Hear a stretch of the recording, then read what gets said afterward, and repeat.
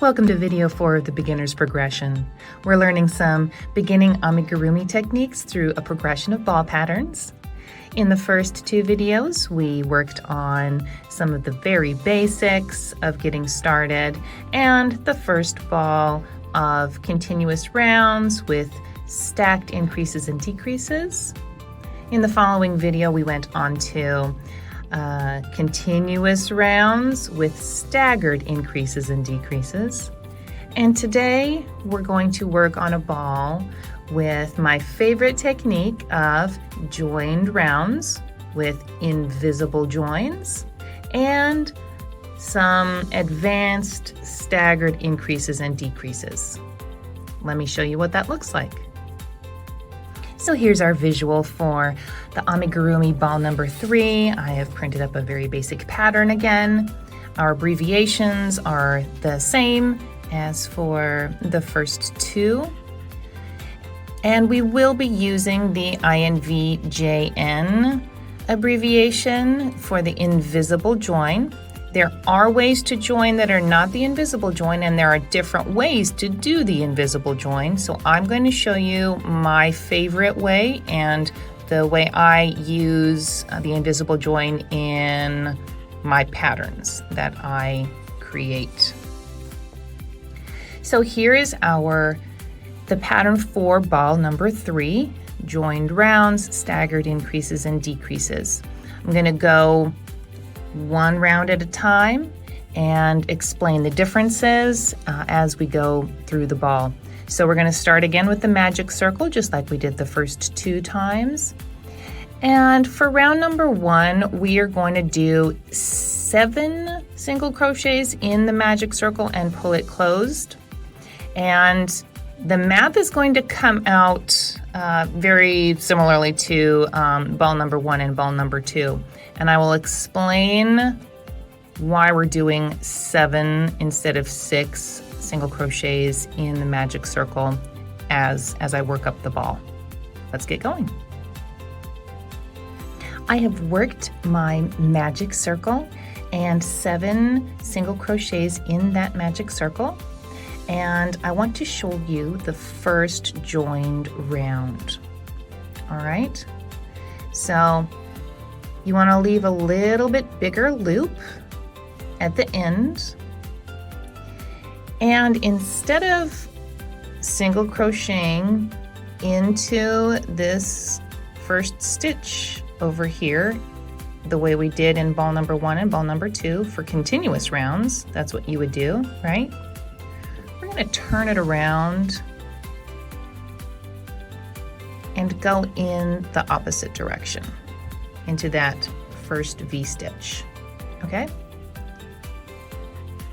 So it's exactly the opposite as we would do for the continuous rounds. We go in the opposite way. Then we're gonna grab the loop from the other side that's a little bit looser than it would otherwise be. We left it a little looser. And we're gonna bring it through that stitch.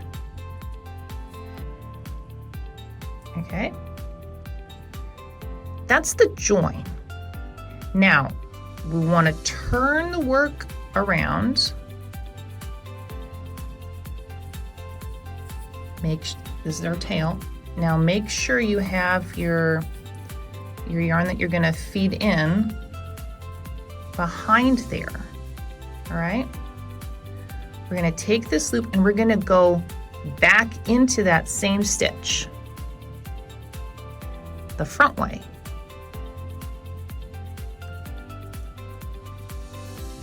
Yarn under, grab the feeding yarn, pull it through, and complete that single crochet. That's going to be your first single crochet after your invisible join. You'll put your stitch marker in a little differently than you would with the continuous rounds. It's going to be that V that's left over at the back. For every joined rounds, it's going to look like that V for every joined round, okay? that's where your stitch marker is going to go in, and you're going to do the same process into this stitch for your joined rounds every time. We're going to go ahead and pull the magic circle closed. Give that a little extra tug there. All right. So there you go. That's your round 1 with your first invisible join. All right, we're moving on to round 2 now. And here's where I can explain why we did 7 single crochets in that magic circle for round 1. We're still going to end up with 12 stitches at the end of round 2, just like we did in ball 1 and ball 2. But we're not going to increase in every stitch. We're only going to have 5 increases in the middle, and we're going to have a single crochet at the beginning and a single crochet at the end, which mathematically comes out to the same result. The reason I do this is that when you're working in invisible joins for joined rounds, you want to avoid having too much bulk around that back seam, otherwise it can buckle and look unattractive. So you do want to watch out when you're having increases or decreases right next to that seam. And I found that if I have a single crochet at the beginning and a single crochet at the end for round 2, it makes it just that little bit nicer and the math comes out the same. Let me show you what that looks like. I have gone ahead and done my initial single crochet and then 5 increases and finished up with a single crochet here at the end. There are 12 stitches all the way around. It's time to do the invisible join for round 2.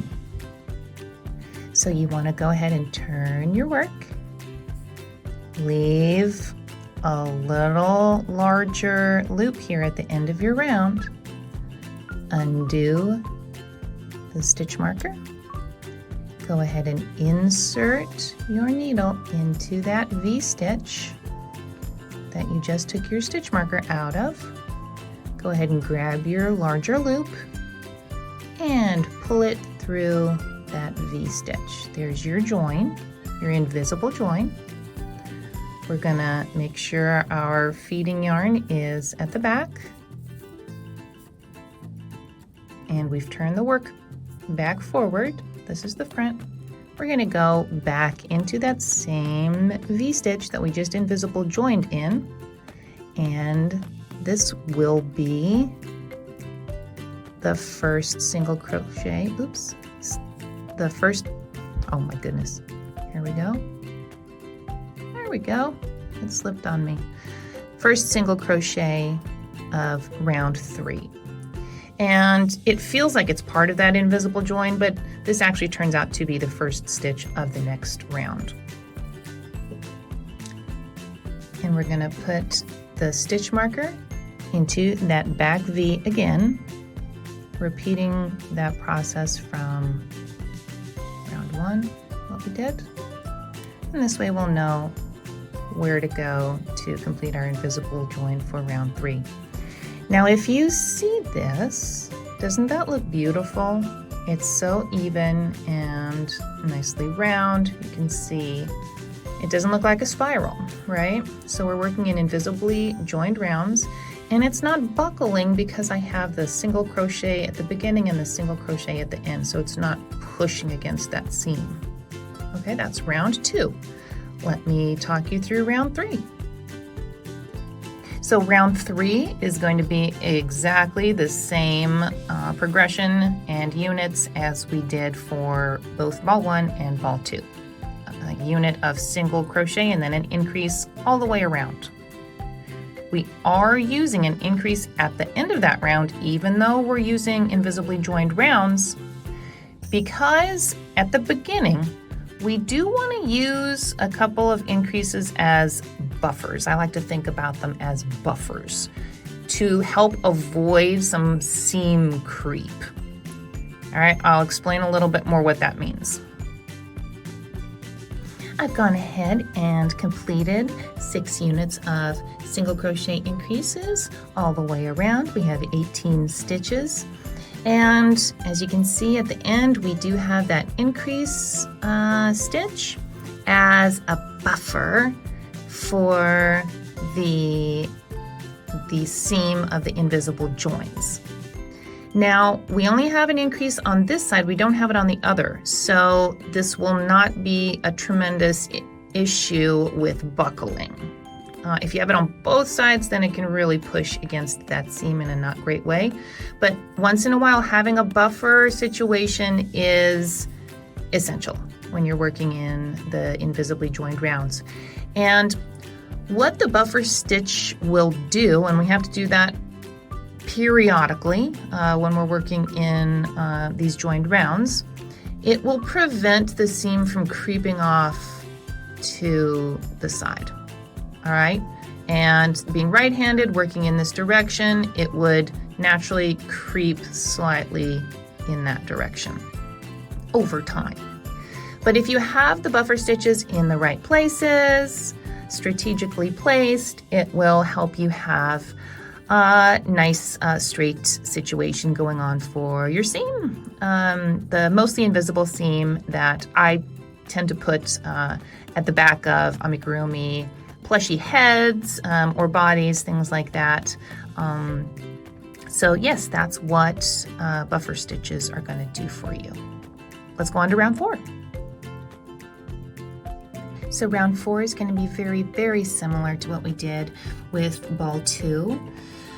The only difference is we're going to take that initial increase from the front and tag it onto the end as a buffer stitch. So for ball 2, we had 1 unit broken up into a single crochet, then an increase. Then we had our 5 units of single crochet times 2 and then increase. And we ended with just 1 single crochet. But we're going to grab that increase from the beginning and tag it onto the end for this ball because we do want that extra buffer stitch here on round 4. Let me show you what that looks like. Before I go on to working up round 4, I do want to show you again that invisible join. We're going to do that between rounds 3 and 4. Going to turn the work, take the stitch marker off, insert the crochet hook in the opposite direction into that stitch. Grab the loop from the other side that we left longer and pull that through for the invisible join. I'm going to turn the work, make sure our feeding yarn is behind the work. Go back into that same stitch and complete that first single crochet.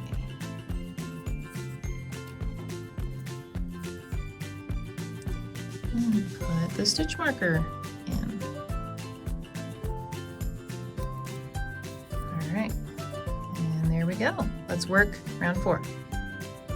And I've worked up round 4, had that first single crochet there at the beginning, then 5 units of 2 single crochets and an increase all the way around, and ending up with a single crochet and that buffer increase stitch to make our 6 units of 2 single crochets and increases for 24 stitches all the way around. Let's do our invisible join. Turning the work, taking the stitch marker off, inserting the crochet hook from the back, looping around this yarn, bringing it through that stitch for our join, turning the work, making sure the feeding yarn is behind the work, going back into that same stitch from the front, yarning under, bringing it through, yarning under, completing that first single crochet of round 5. And again, replacing the stitch marker.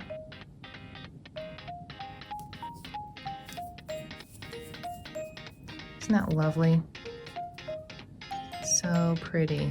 Round, nice, symmetrical. All right, let's talk about round 5. So for round 5, we're going to do things a little bit differently. We're breaking up one of our units of single crochet times 3 and an increase into 1 single crochet at the beginning. We're going to have an increase and 2 single crochets at the end.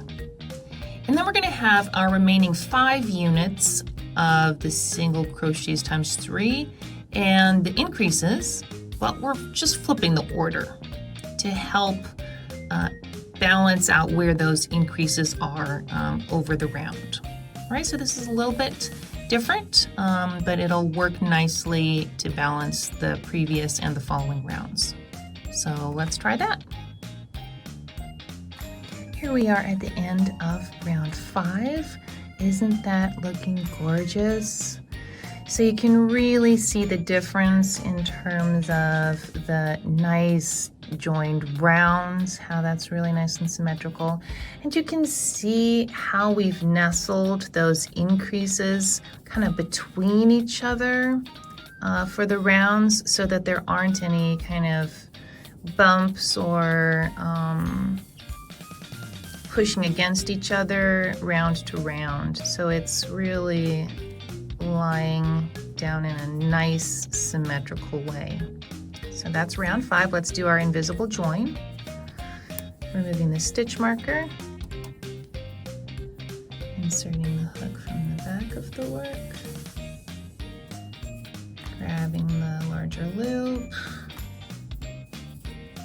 pulling it through for the join, turning the work while keeping the feeding yarn behind, and inserting the crocheted hook back into that initial stitch, yarning under, pulling through, yarning under, and pulling through, and replacing the stitch marker into that V at the back.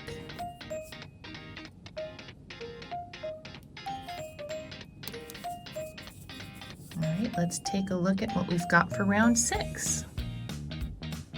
Because round 6 is going to be, again, a buffer round, we can straight up do our 6 units of single crochet times 4 and then an increase all the way around to end up with 36 stitches, and we'll have that little increase at the back end to help buffer that seam to avoid any seam creeping. All right, let's go ahead and do that. And we're at the end of round 6 here. I've completed 6 units of single crochet times 4 and an increase. And you can really see at this point there are no signs of a hexagon at all. We've nestled things really nicely in there. You can see just gorgeous circles completed all the way around, and it's looking just amazing. Quite a different situation than from balls 1 and 2. I don't want that to be quite that big. So I'm going to do our invisible join, turning the work, removing the stitch marker, inserting the crochet hook from the back of the work, grabbing that bigger loop from the other side, pulling it through to join, turning the work, making sure the feeding yarn is behind, and going ahead and inserting that hook back into that same stitch, yarning under, pulling through, yarning under, and pulling through to complete the first stitch of the 7th round. And we're going to replace that stitch marker in the V at the back.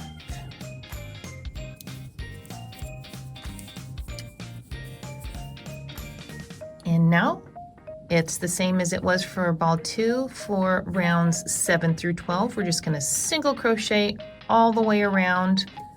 The only difference, this time we're going to do invisible joins between every single round. Please don't forget that and use your stitch markers. And I'll see you at the end of those single crochet rounds. All right, I have completed rounds 7 through 12. As you can see, the symmetry here is exceptional. Hopefully you're noticing that in person with your work as well. Both vertically and horizontally. Just no comparison really, working in the invisibly joined rounds to working in the continuous rounds. You can see, you know, nicely lined up this way, beautiful circles, and no creep of the seam there at the back, which blends very nicely into the other vertical lines. So yes, let's go on to round 13 and start those decreases. On our way back down with our decreases, we're doing things a little bit differently. We don't need to have those buffer rounds like we did with the increases up front. So for round 13, this is what it's going to look like. We're going to have 5 units of the single crochet times 4 and then the invisible decrease.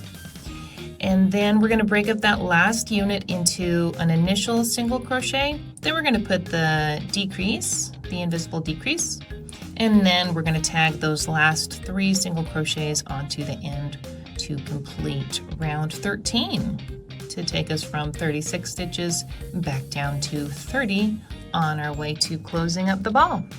Let's do that. And we're at the end of round 13.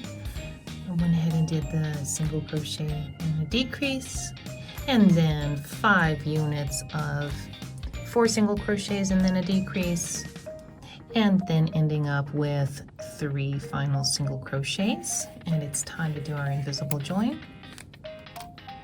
Removing the stitch marker, inserting the hook from the back of the work, grabbing that loop, pulling it through for the join, turning the work and making sure the feeding yarn's behind, inserting the hook back into that stitch, yarning under, pulling through, yarning under, and completing the first single crochet of round 14 and replacing the stitch marker.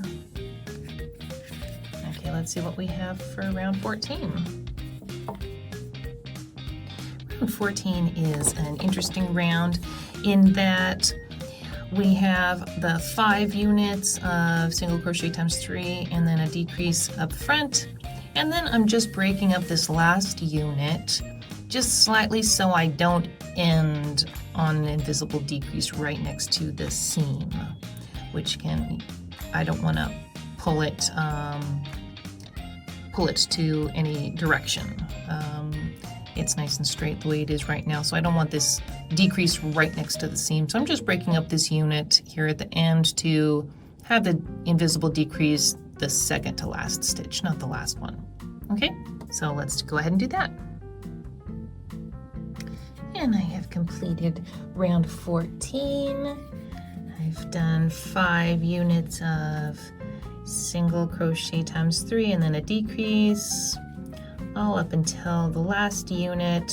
I split that up into 2 single crochets, a decrease, and then finished with a final single crochet. So just broke up that final unit just slightly. And now we're going to do our invisible join as we have with every round on this pattern. And I hope you're really seeing the wonderful benefits of crocheting this way. It was a game changer for me when I figured out how to do this and learned about the invisible joins and staggering the increases and decreases to help with symmetry. Absolute game changer. That's why the patterns I design are predominantly with this technique. Let's go on to the next round. Round 15 is relatively straightforward. We have our 5 units of single crochet times 2 and an invisible decrease in the middle there, and we've broken up the 6th unit into a single crochet up front followed by an invisible decrease, and then we're tagging on that final single crochet to the end. Let's go ahead and work that. I finished round 15 and we're down to 18 stitches all the way around. I had a single crochet followed by a decrease, and then 5 units of 2 single crochets followed by decreases, and then finishing up with that final single crochet. I'm going to go ahead and do our invisible join.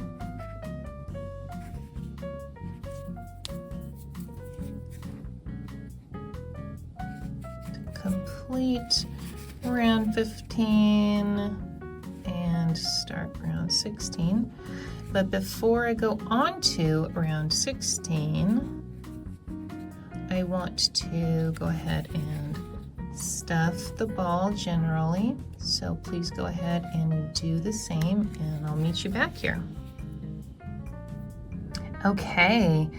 I've gone ahead and stuffed the ball generally, and now it's time for round 16, where we're doing 3 units up front of the single crochet and then the invisible decrease, and then we're just flipping it around and doing 3 units of the invisible decrease and then the single crochet.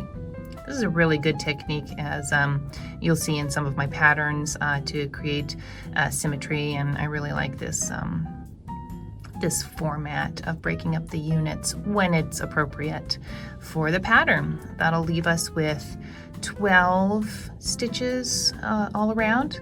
Then we'll stuff a little bit more, we'll tie it off and close the circle and compare to the other 2. I've just completed round 16. We're down to 12 stitches now. So this will be our final invisible join before we close up the circle.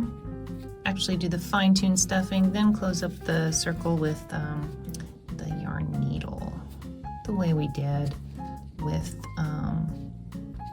actually, after this, we don't need to do another single crochet, so we're just going to keep it at the join, and then we're just going to pull it through. Cut it and pull it through. Long enough to have a tail to sew that through. So we don't need the stitch marker anymore. And just pull that through, tighten it up, and then use the yarn needle to close it up the same way we did with ball 1 and ball 2. I'm going to do that. I'll see you back here. And there you have it. The third ball in the beginner's progression of learning some amigurumi techniques. This is my favorite technique. We used joined rounds, invisibly joined rounds, for really delightful circles, and we used staggered, nestled increases and decreases to achieve this more symmetrical, both vertically and horizontally, for those lines there. And it's very slight, but if you look closely and you have the trained eye, you can see where that join seam is. And in my patterns, I tend to put that at the back, and then I can center like my face to that when I'm designing amigurumi patterns. So, but it's very subtle, and unless you really know it's there, it's not obtrusive, it's not distasteful in any way, and I really love the symmetry it provides. So I design my patterns predominantly with this technique. So just to review, the first pattern we used continuous rounds, which created that spiral situation going on, and we stacked the increases and the decreases so that we got these little kind of bumps and then divots in a kind of more hexagonal formation. Then we did a ball with continuous rounds again, but we staggered those increases and those decreases,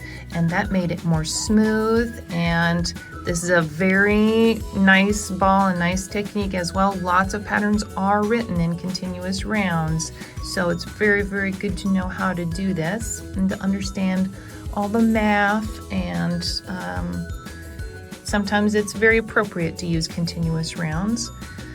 And then today in this video we did the invisibly joined rounds to make complete circles, and we used an even more advanced technique in terms of staggering the increases and decreases and just nestling those in there so we don't have any hexagonal situation going on, and we just have this really delightful, more symmetrical amigurumi style going on. I hope you've enjoyed this series. Please keep practicing. If you've made it this far, congratulations, my dear, and I'll see you around.